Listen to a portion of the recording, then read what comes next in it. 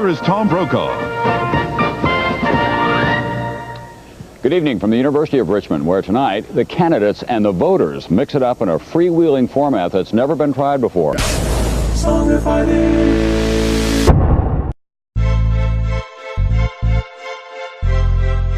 Decision 92.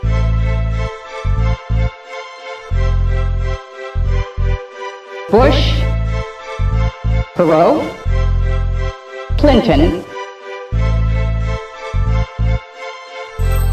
Let's get it on. What will you do as president to open foreign markets to fair competition from American business and to stop unfair competition here at home from foreign countries so that we can bring jobs back to the United States? Now, if you just want to get down to brass tacks, first thing you ought to do is get all these folks who've got these one-way trade agreements that we've negotiated over the years and say, fellas, we'll take the same deal we gave you. Pretty simple. The thing that saved us in this global economic slowdown is in our exports. And what I'm trying to do is increase our exports. I want to have more of these free trade agreements. The trick is to expand our export base and to expand trade on terms that are fair to us. So what is the answer? More trade, but on fair terms, and favor investment in America. The amount of time the candidates have spent in this campaign trashing their opponent's character and their programs is depressingly large. Why can't your discussions and proposals reflect the genuine complexity and the difficulty of the issues to try to build a consensus around the best aspects of all proposals? I couldn't agree with you more. Couldn't agree with you more. Let's get off mud wrestling, let's get off personalities, and let's talk about jobs, health care, crime, the things that concern the American people. Character is a part of being president. My record on world affairs is pretty well known because I've been president for 4 years, and I'm not going to sit there and be a punching bag. I've been disturbed by the tone and the tenor of this campaign. Thank goodness the networks have a fact check so I don't have to just go blue in the face anymore. I want to change the character of the presidency. We'll have a debate in 4 days and we can talk about this character thing again. 12-year-olds are carrying guns to school. And I'm sure when our founding fathers wrote the Constitution, they did not mean for the right to bear arms to apply to 12-year-olds.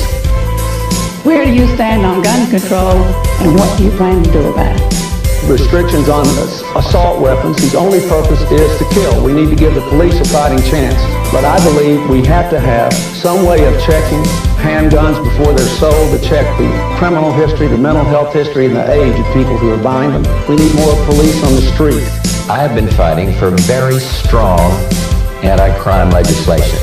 Habeas corpus reform, so you don't have these endless appeals.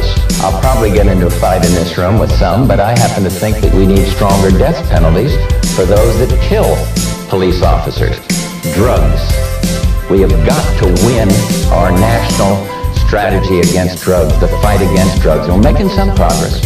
Country, we have evolved to a point where we've put millions of innocent people in jail because you go to the poor neighborhoods and they put bars on their windows and bars on their doors and put themselves in jail. We have got to become more concerned about people who play by the rules and get the balance we require. Ladies and gentlemen, this concludes the debate sponsored by the Bipartisan Commission on Presidential Debates. I'd like to thank our audience of 209 uncommitted voters who may leave this evening, maybe being committed. I'm Carol Simpson. Good night. Thank you.